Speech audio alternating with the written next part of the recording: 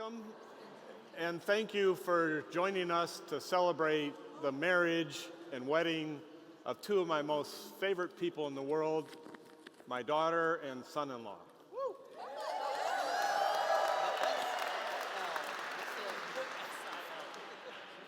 Marybeth says to me one day, "Hey, Dad, there's this guy who wants to meet you." Note, it wasn't a question of could he meet me, but rather a statement that he was going to meet me. Sounds about right, wouldn't you agree? Like many dads, Marybeth had me wrapped around her finger immediately. She had me at her first cry in the delivery room right as she was born. Many remarkable life experiences have happened to me, but none greater than becoming a father for the first and only time. Growing up, Marybeth was smart, funny, compassionate, sentimental, gifting me songs like Butterfly Kisses, and always the diplomat, with a mother at home in Michigan and a father in Florida. In many ways, she's the same today. Clearly, it would take a special man to win her loyalty and love. While we'll be toasting the happy couple soon, please first join me in a toast to Marybeth's mother, Pam Holland.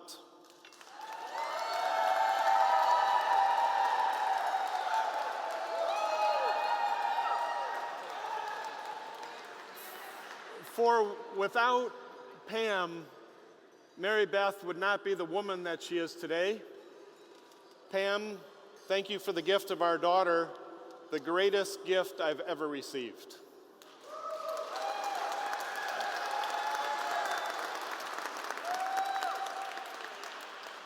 So if parents got to choose their daughter's spouse, Pam says it would be a man with a good heart, intelligence, and kindness.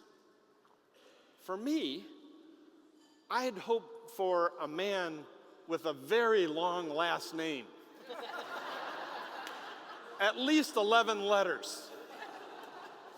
And since the father of the bride traditionally pays for the wedding reception, surely a man from a very large family. At least 132 strong.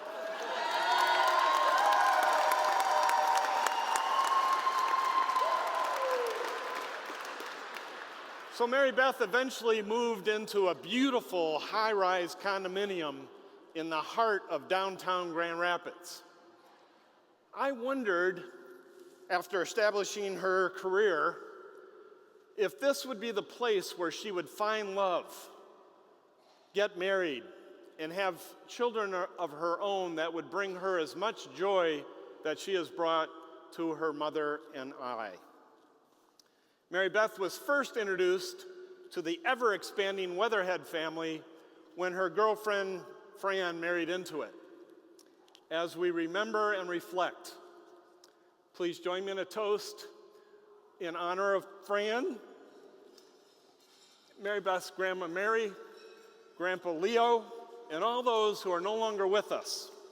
No doubt, Fran is smiling down today and perhaps taking a little bit of credit for this love connection. So, Fran. So it just wasn't one meeting that led to a proposal. After moving to Grand Rapids, where Ben lived, Marybeth sent him a text to reconnect. Ben admits he doesn't really remember meeting Marybeth at many of your large family gatherings, but since she now lived just a stone's throw away from him, he was more than happy to show her around her new adopted hometown. Picture this. I went to visit Marybeth at her new place, and I also met the new guy.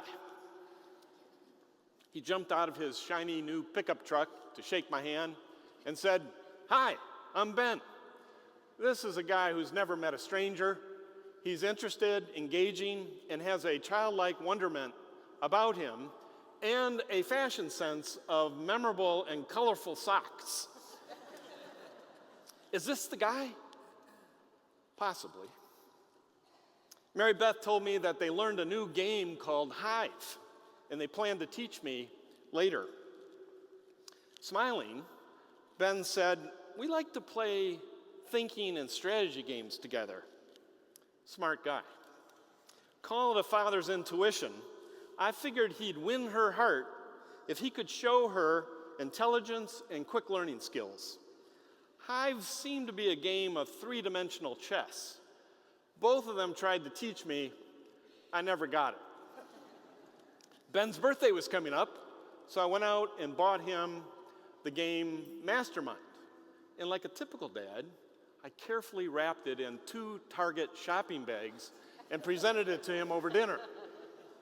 You would have thought he was a little kid opening a present from Santa. By his reaction, you would have thought I just bought him a new car. After returning back home a few days later, in my mailbox, I received a handwritten thank you note. "It was nice to meet you. I look forward to spending more time with you. Thank you so much for my birthday present. Marybeth and I will have lots of fun playing the game together. Thanks again, Ben." What a class act. Please join me in a toast to Ben's parents, Tom and Debbie, as Ben is such a terrific reflection of their positive influence.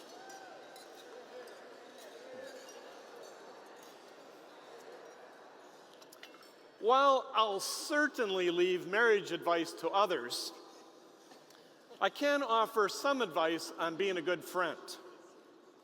Marybeth made Ben better by encouraging him to go back to graduate school and earn an executive MBA.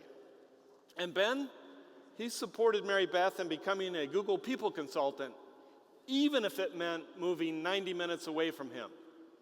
He made the decision very easy when he told her that he would move to Ann Arbor, not if, but when she got the offer. When she was later recruited to Anthem Blue Cross in Indianapolis, now 4 hours away, Ben said he would move to wherever she was. He believes in her. A good friend makes you better.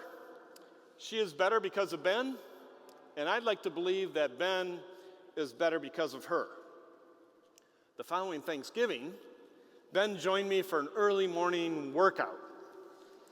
On the drive home, he says, "Marybeth and I have a very special relationship. I'd like to move it to the next level. There are not very many women like Marybeth. Bob, may I have your permission to marry her?" I was like, "Yeah, if she doesn't marry you, I will." "How are you going to propose?" I asked. Ben says that my whole life, I always thought when I met the woman of my dreams, I would get up early and take her to see the sunrise.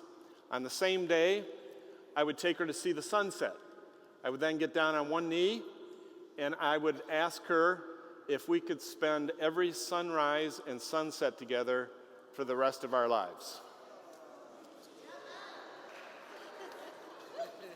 Sounded romantic, and Ben did just that. A few days before New Year's, at Marybeth's happy place in northern Michigan, with a sunrise over Lake Huron and a sunset over Lake Michigan, yes, this is the guy after all. Ben, we happily give you the gift of Marybeth for your everlasting love, care, and safekeeping. Family and friends, please raise your glass and join me in a toast to two of the most amazing people in the world, Mr. and Mrs. Weatherhead, also known as number 49 and 132. Love you both.